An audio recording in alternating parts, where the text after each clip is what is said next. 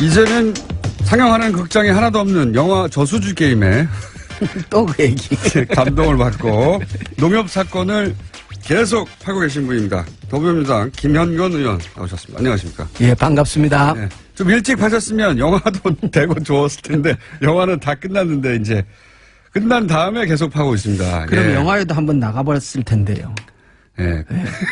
근데 그때 영화를 만들 때는요 아무도 관심이 없었어요. 사실 이 사건에 대해서. 주진희 기자하고 저만 관심이 있었지. 자, 내용을 간단히 요약하겠습니다. 다시 210억을 농협이 대출을 합니다. 캐나다 부동산 사업에. 그런데 이 돈을 다 날립니다.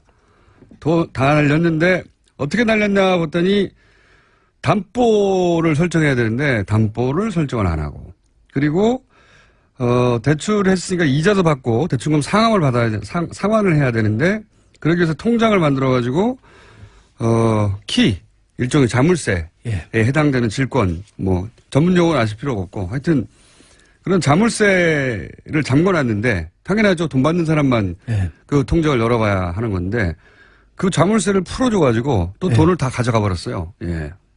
그래가지고 담보 설정만 안 했다도 아니고 담보 설정을 다른 사람이 받도록 해뒀다. 그렇죠. 수익증권은 담보 설정을 다른 사람 명의로 하고 그리고 원금과 이자를 받기 위해서 공동 명의로 개설해 놓은 통장을 관리를 해야 되는데 농협이 그 통장의 열쇠를 넘겨줬다. 이렇게. 예. 그러니까 돈을 다른 사람 받도록 해주고 키도 줬다. 그래서 줬다. 돈을 그쪽에서 다 빼갔다. 농협은 돈을 다 날렸다 이거예요. 말도 안 되는 사건이 벌어졌어요. 말도 안 되는 사건이. 이거는 금융권에 계신 분들은 뭐 듣자마자 아니 210억에 대한 돈에 대한 담보고 뭐고 질권이고 다 날려줬다니 이게 말이 되나 풀어줬다니 이렇게 생각하실 텐데 주변에 은행에 계신 분들한테 물어보세요. 말도 안 되는 건데 이 사건에 저희가 관심을 특별히 가지는 이유가 여기 이 사건 대출 과정에 관련해서 이명박 전 대통령의 친인척 이름이 자꾸 거론되다 보니까 그렇게 주장하시는 분들이 있습니다. 주장하시는 분들은 있는데 저희가 크로스 체크가 안 되고 있는 거예요. 예. 그런 상황인데 첫 번째 이유가 그거고요. 두 번째 이유는 이렇게 말도 안 되는 일이 벌어지고 나서 이 돈이 흘러가서 입금된 계좌가 있는 은행. 그 은행이 이명박 전 대통령 캐나다 은행. 캐나다에 있는 로얄 뱅크 오브 캐나다 RBC 은행이 이 자원외교 때마다 등장하는 은행이라는 거예요. 이후에 자원외교 여러 가지 사건이 터질 때마다 결국은 항상 RBC가 뚱뚱 나와요. 그것도 이명박 전 대통령과의 연결고를 생각하지 않을 수 없는 사안이고 그 외에도 몇 가지인데 큰 덩어리가 그렇습니다. 그러다 보니까 이것이 정권 초반에 일종의 프로토타입이 아닐까? 실험작.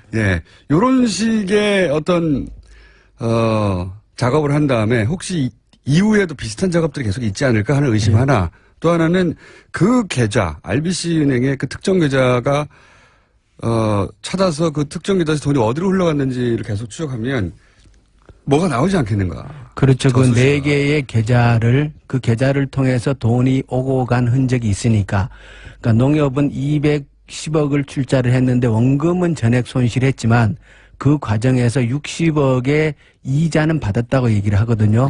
그 이자를 받은 통장이 그 네 개의 통장인데 그 네 개의 통장 번호를 제가 갖고 있으니까 이 통장의 거래 내역을 조회를 하고 어느 쪽으로 돈이 어떻게 빠져나갔는가를 추적하다가 보면은 이것이 특정인과 연계가 되어 있는지 아니면 단순히 사업 과정에서 실패에 의해서 돈이 소진된 것인지를 확인할 수 있을 것이라는 얘기죠. 캐나다하고도 공조를 해야 될 사안인 것 같고요. 그러니까 공적기관에서 수사를 해야 하는 사안인데 아직 안 하고 있기 때문에 저희가 하라고 계속 하고 있는 겁니다. 그렇죠. 이게 단순 투자 실패가 아니라 통장 번호도 갖고 있다고. 그러니까 권력형 비리일 수 있다. 그런 냄새가 아주 많이 난다. 그러면 오늘 여러 가지 얘기를 하시겠지만 혹시 이 프로토타입일 수도 있다라는 의혹은 오래전부터 저랑 주진우만 주장해 왔어요. 아무도 관심을 안 가져서 참 외로웠는데 프로토타입일 수 있다. 유사한 어떤 투자 방식이 뒤에 나오는 거 찾아보신 거 없습니까? 예, 그 얘기 들어가기 전에요. 예. 그 수익증권을 담보로 해서 90억을 현지 개발업체 대표가 찾아가고 그리고 그 돈이 그러니까 토지 매입과 연결이 되거든요. 예. 그런데 그 토지에 대한 근저당권을 농협이 설정을 합니다. 예. 그런데 이게 나중에 사고가 터지고 나서 예. 현지 조사를 가게 되는데 예. 그런데 근저당을 설정해 놓은 기관, 국내 기관이 예. 농협만 있지 않고 예. 다른 국내 은행이 2순위, 예.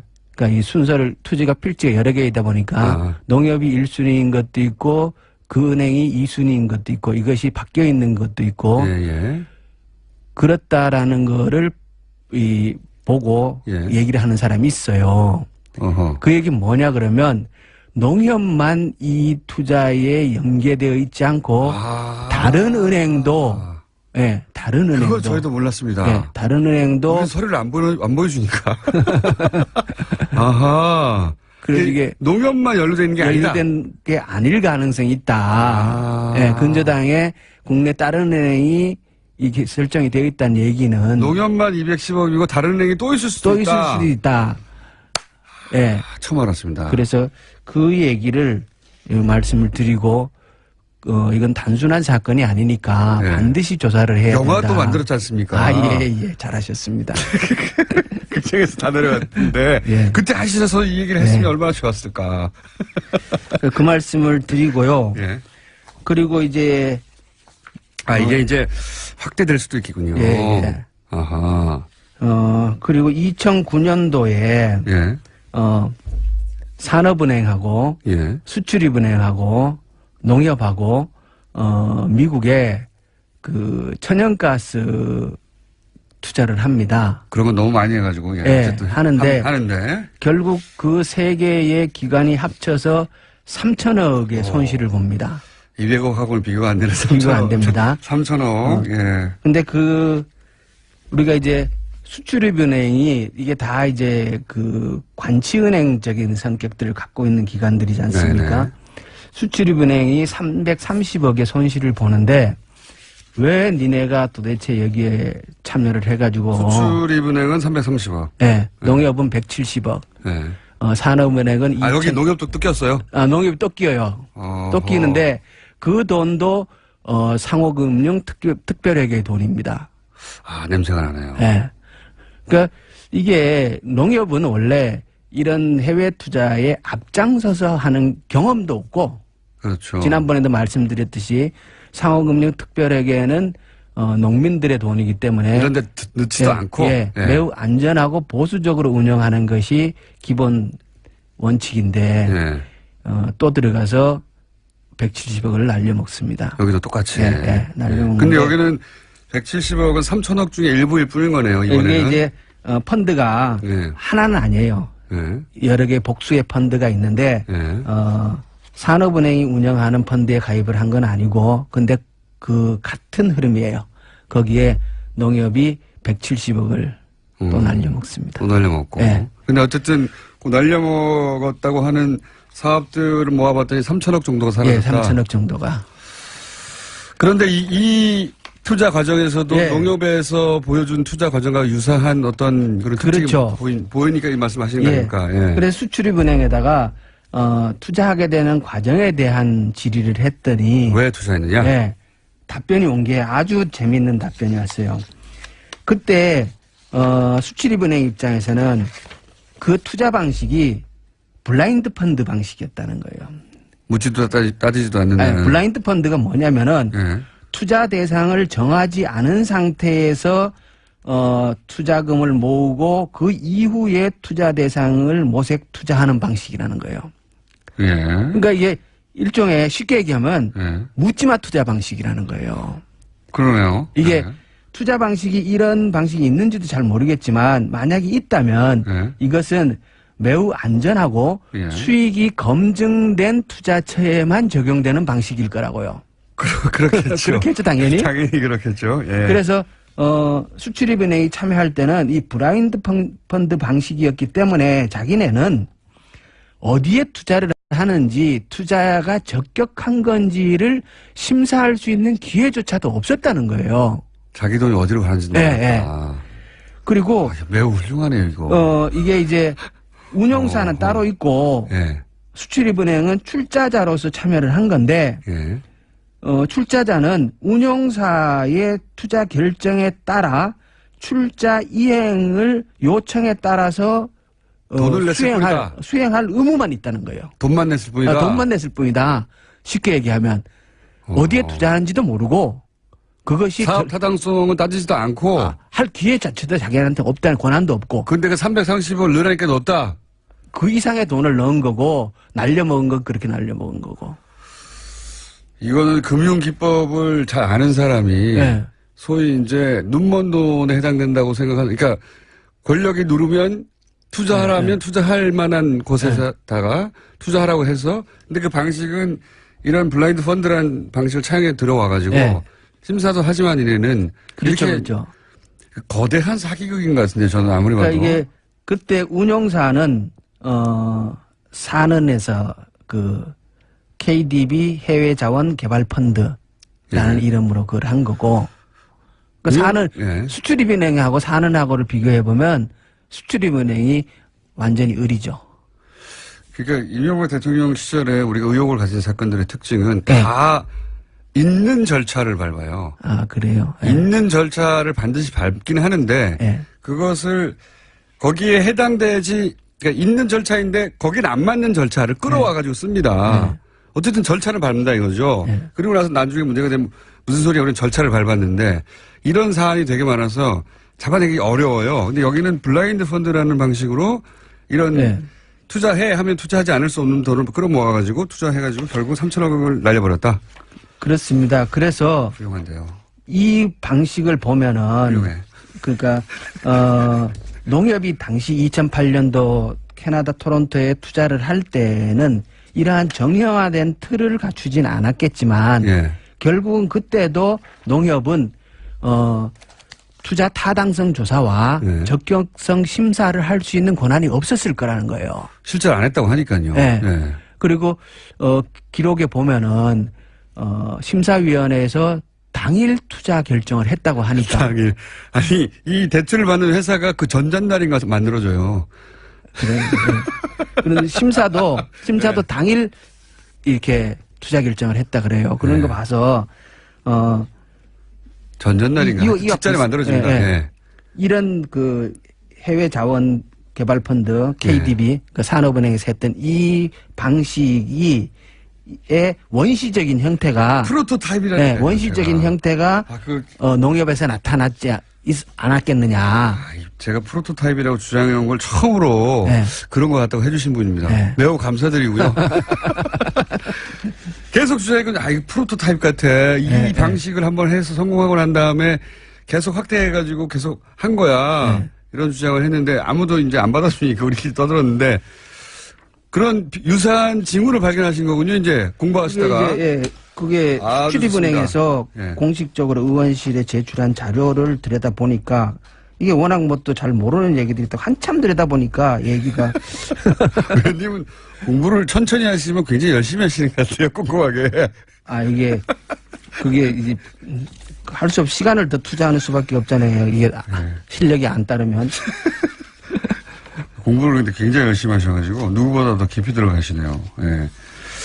맞습니다. 이런 사안이 저는 더 있을 거라고 의심하고 있습니다. 굉장히 많을 거라고. 오늘 두 가지 새로 나온 사실은 하나는 농협이 날린 그 투자에서 농협뿐만 아니라 다른 은행들도 거기 끼어 있더라. 저희는 농협만 우연히 발견해가지고 계속 추적한 거거든요. 몇 년째. 근데 거기 이제 국회의원이 직접 투입되니까 역시 자료를 직접 받아볼 수 있으니까. 다른 얼마나 남았어요? 할 얘기가 하나 더 있는데. 하나 더 있으니까. 지금 4분 남았고요. 또 하나는 이거하고 유사한 방식으로 이루어진 게 아닌가 의심되는 사안들이 나타나기 시작했고 더 큰 액수들이 날아간 게 있더라고요. 더 공부해야 되겠네요. 그리고요. 꼭 말씀하실 겁니다. 지난번에는 이제 시작하기 전에 본론에 들어가기 전에 MB가 했는 큰 일들 여러 가지를 설명을 했는데 예. 농협을 지주회사, 그러니까 주식회사로 바꾼 거, 그렇죠. 그다음에 GMO, 식용 GMO를 수입하기 시작한 거. 예. 근데 MB가 또 뭔 일을 했냐 그러면 원래 이렇게 농업이나 축산업에는 대기업의 진출이 금지되어 있어요. 막혀 예. 있었어요. 예. 그런데 MB가 들어와 가지고 축산 계열화 사업이라는 법을 만들고 축산 계열화 사업. 양계나 양동 같은 축산업의 대기업의 진출을 허용해 줍니다. 아, 그때 그렇게 됐습니까? 그때 합니다. 그래서 아하. 지금 양계에서 특히 육계. CJ 계란 이런 게 그때 나온 거예요, 그러면? 그건 이제. 그건 다른 얘기입니다. 예, 조금 다른 얘기고, 그건 이제 예. 유통에 관한 얘기고, 지금 할인. 예, 할인. 예, 육계의 95%를 기업이 장악하고 있어요. 아하. 오리의 95%, 오리 산업의 95%를 기업이 장악하고 있어요. 농가가 아니라 기업이. 농가가 아니고 기업입니다. 그게 이명박 대통령 때 만든 이명박 대통령 때 법을 만들고 그때부터 정부가 그러니까 예산을 가지고 그 계열화 사업을 적극 지원합니다. 그래서 지금 특히 닭은 예.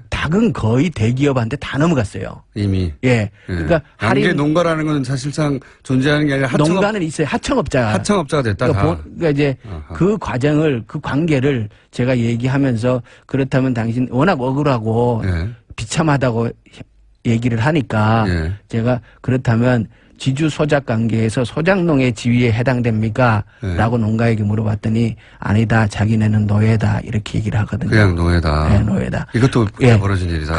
그 시작을 MB가 한 거예요. 뭐 하다 보니 할 게 너무 많은데요. 저 2분 남았는데 그 농협을 통해서 예. 그 소위 MB 인맥이 농협에 포진이 되고 그렇죠. 그래서 농협을 통해서 많은 일들이 일어난 게 아닌가 하는 의구심을 가지고 계시잖아요. 이제는 점점. 그렇죠. 그게 그러니까 농협의 그 대출건이 명백하게 문제점들이 많고 네.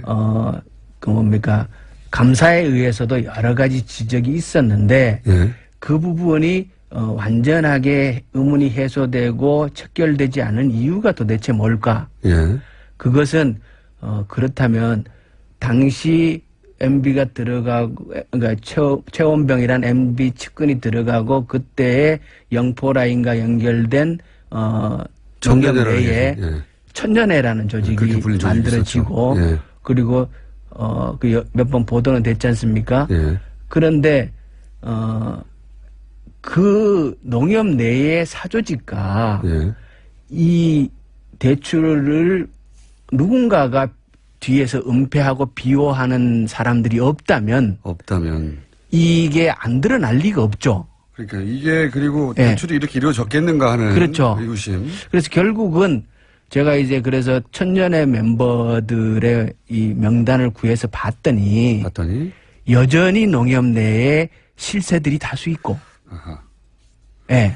그러면 저희가 20초밖에 안 남아서 말씀드리는데 농협 관련해서 농협 해킹 사건 이런 것도 있었잖아요. 농협 관련해서 생각해 보시면 꽤 많은 사건이 있었습니다. 예. 이런 사건도 앞으로 관심을 가지실 겁니까? 그렇죠. 그렇죠. 그 얘기 20초밖에 안 남았으면 시작을 하지 맙시다. 5초만 하고 5초밖에 안 남았으니까 하실 거다? 예, 해야죠. 계속 나오실 예정입니다. 김현건 의원이었습니다. 감사합니다. 예, 고맙습니다.